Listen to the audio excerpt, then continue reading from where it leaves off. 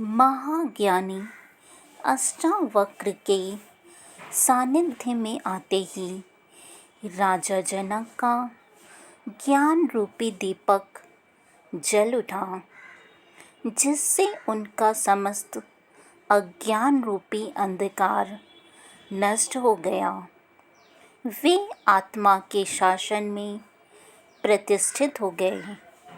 उनका मोह, ममता, तृष्णा, आकांक्षाएं, आशाएं, स्वाभिमान आदि सब संदेह के समान दूर हो गए। उनकी संपूर्ण विचार दृष्टि ही बदल गई। यह संसार स्वप्न के समान दिखाई देने लगा। जिस प्रकार स्वप्न से जागने पर स्वप्न में देखी गई समस्त माया नष्ट हो जाती है, उसी प्रकार जनक को आत्मज्ञान हो जाने के बाद यह संसार मायावाह संदेह रूपी प्रतीत होने लगी।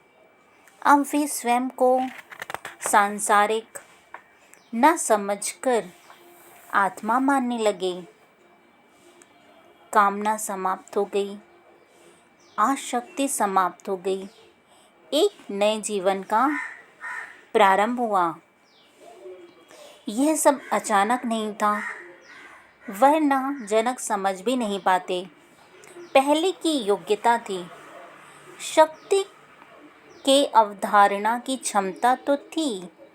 तभी वे आश्चर्यचकित हो गए और कहने लगे कि आश्चर्य है, मैं आत्मरूप हूँ, अतः मैं दोष रहित हूँ, आत्मा के समान ही शांत हूँ, स्वयं बोध हूँ, साक्षी हूँ, प्रकृति से परे हूँ। मैं इतने समय से मोह के द्वारा ठगा गया हूँ। यह मोह ही वास्तव में ठगने वाला है। सारे जगत को इसी ने ठग रखा है, जिसके कारण वास्तविकता का ज्ञान नहीं हो पाता। संत कबीर ने भी कहा है, माया महा ठगनी मैं जानी।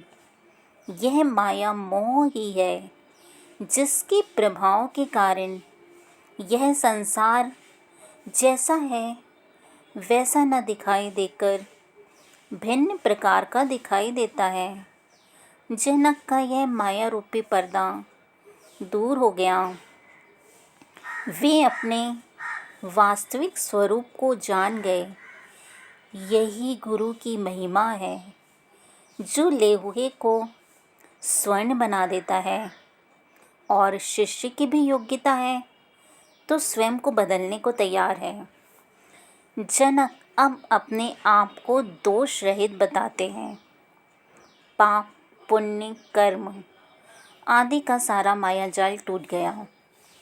यह माया का जाल केवल अभिमान के कारण है, जिसके कारण प्राणी स्वयं को कर्ता मान लेता है।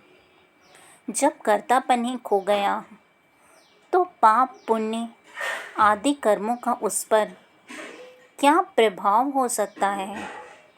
ज्ञान रूपी अग्निकुंड में यह जलकर भस्म हो गए हैं।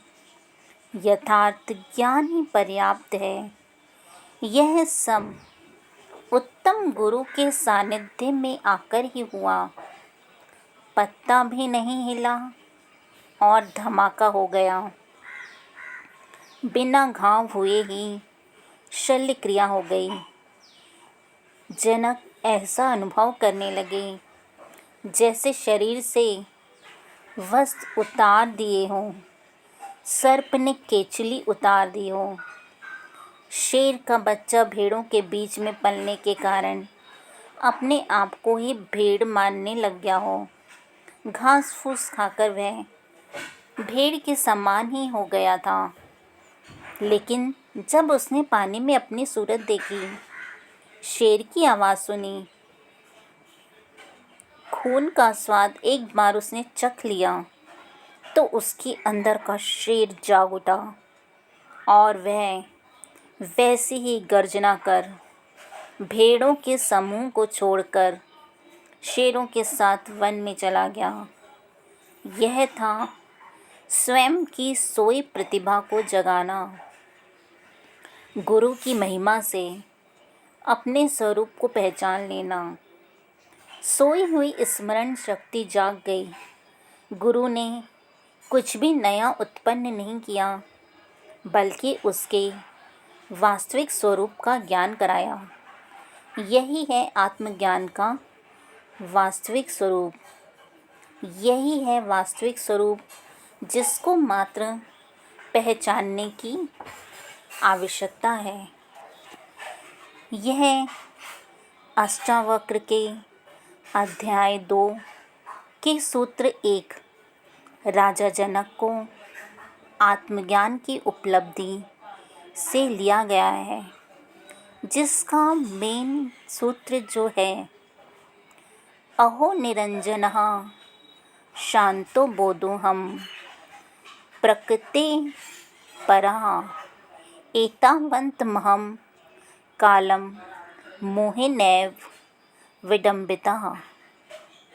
भावार्थ: आश्चर्य है सभी दोषों से परे अर्थात निरंजन, सभी प्रकार के विपेक्षों विषमों से परे, ज्ञान रूप में प्रकृति से जो इस रूप में भासती है, पूर्णतया परे हूँ। फिर भी आज तक इतना समय बीत जाने के बाद भी, अर्थात जन्म जन्मांतरों के बाद भी मोह से छला जाता रहा। धन्यवाद।